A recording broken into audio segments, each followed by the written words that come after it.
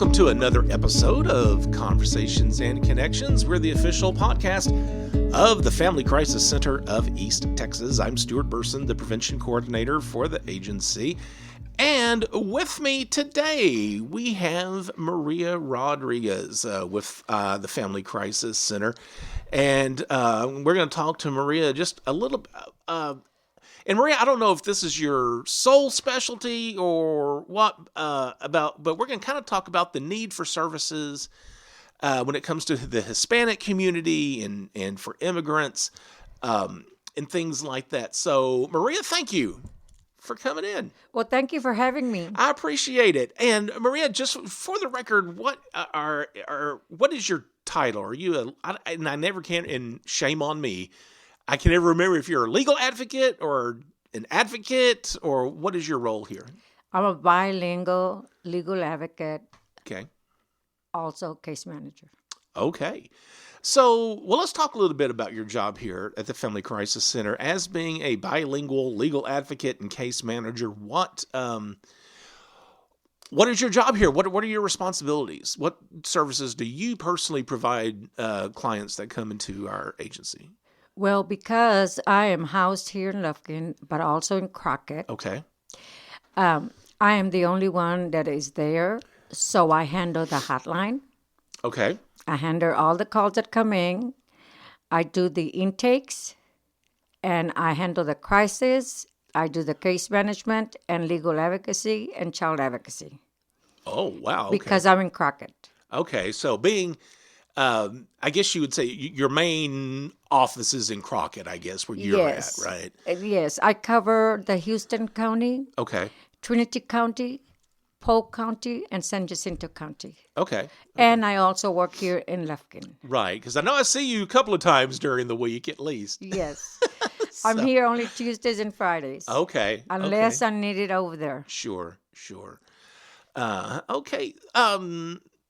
So how is it over in Crockett? You know, in a rural area, if you're the only one in the office, are there times when you really don't have anything to do? You're just kind of waiting for clients to come in, or does it pretty much keep you busy? That's time to catch up with the paperwork. Yeah. And do other legwork that I have to do in different cases. Sure. So there has been time, but not as many as busy. Right. Because of the counselor, because she goes there once a week, that helps when that person is there. Sure. So one of the reasons I wanted to bring you in on the podcast is that you are bilingual, and which I'm sure is a huge benefit for the agency and for the work you do. Yes, it is. And it makes my job a lot easier being able to be bilingual because I can handle the case myself and don't have to bring an interpreter. Right. Now, you're housed in Crockett, but what are you ever brought in to Lufkin or any of our other areas if there's a need for a Spanish-speaking advocate? Yes, I do. Okay.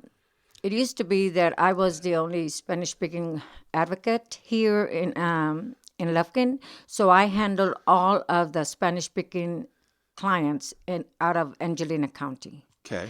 But now that we have another person, we have several that speak Spanish now, and it helps out a lot. But we have a walk-in, and I'm available, and they need a bilingual, I take that. Okay. Even if they're not bilingual, even if they're not Spanish-speaking, I still help with intakes. Yeah. Sure. Walk-ins. Right. So, one of the things I was wanting to ask, and I was trying to think of a way to word this question properly, for Spanish-speaking or Hispanic clients that come in, is there, or I guess just in the community as a whole, is there a difference on how domestic violence is reported or viewed in the Hispanic culture? Does that make sense? Do you know kind of what I'm getting at? Yes, I do. That's one of my jobs that I do, of educating the immigrant, undocumented or documented client. Okay. And then we have some that are Spanish speaking as well, only. So I educate them, and by the time they get to me, sometimes it is they already the incident happened. They called the police. There was not an interpreter.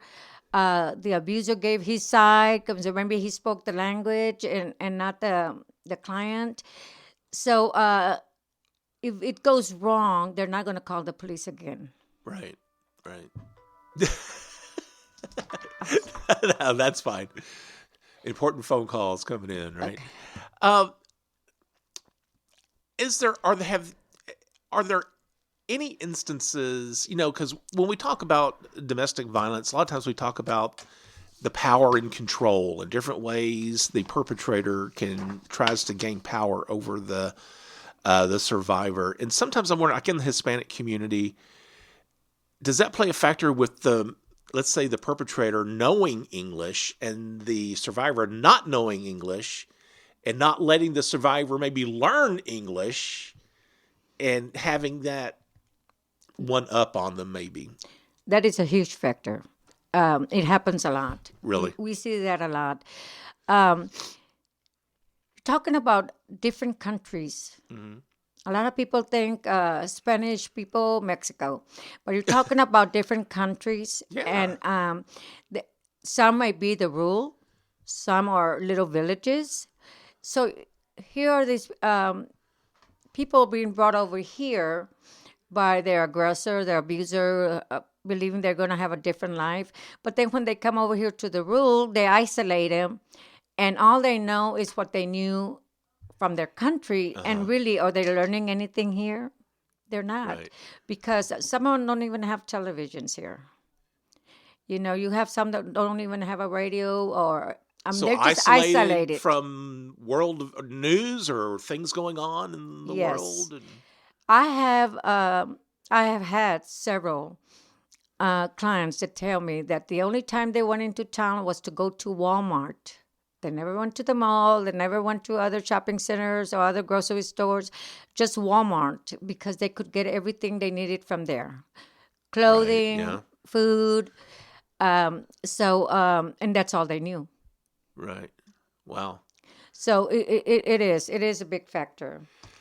So, I guess one of my questions is also in the Hispanic community, are survivors ever reluctant or concerned about reporting abuse because of the fear of maybe being turned in to, as possibly, illegal immigration or concerns or things like that? I just wonder if that ever plays a factor within the Hispanic community of people not wanting to report abuse because of fear of the police finding out they may not legally be here. Yes. Many immigrant victims experience an increased risk of violence in the home and exploitation in the workplace. So not only are they facing that at home, Right. they're facing it at the workplace. Abusive partners or other abusers often exploit a victim's lack of immigration status. Yeah. They're going to exploit it. Or dependent immigration status as a way to maintain the power and control.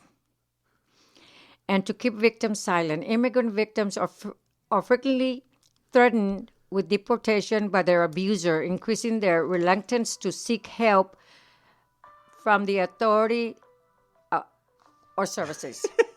Well, your phone's blowing up this morning. Well, I thought I turned it off. You're fine. So really, that does play a part in, I guess, the perpetrator trying to keep that power in the situation.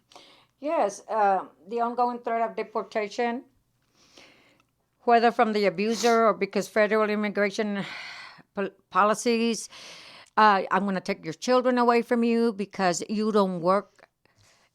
And even if they're working, you're working and getting paid under the table. Yeah. They're going to deport you and file charges against you for committing fraud. And then you won't be able to pay your own rent. You're not going to be able to do anything for your child. So they'll use that also Yes. as a way of keeping them silent, I guess. Yes. You could say.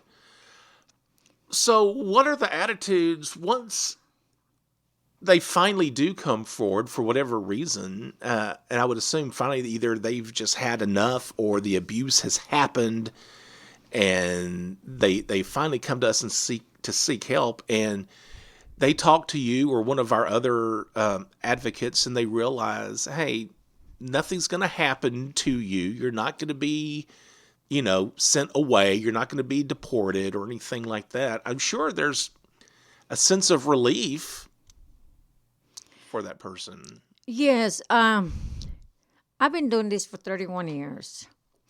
There used to be a time that I felt that I was setting them up because there were so many barriers that I wasn't able to help them with. But now we're in 2021. So we have the U visa and the VAWA that will assist a victim of domestic violence or sexual assault be able to become a legal resident. They were able to get a U visa or a VAWA if they file charges. Now, you're going to have to explain to me what that is. A U visa or what'd you say, a VAWA? VAWA. VAWA. What is that? VAWA is a Violence Against Women Act. Okay. VAWA happened back in the 94, 92, 93, something like that. I remember I was so excited.